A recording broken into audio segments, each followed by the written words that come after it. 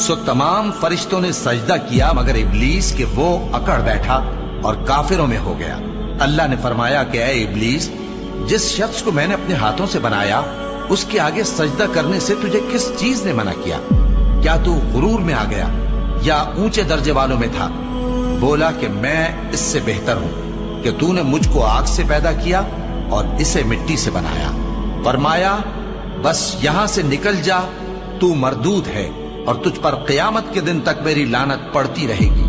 کہنے لگا کہ میرے پروردگار، اچھا تو مجھے اس روز تک کہ لوگ اٹھائے جائیں مہلت دے۔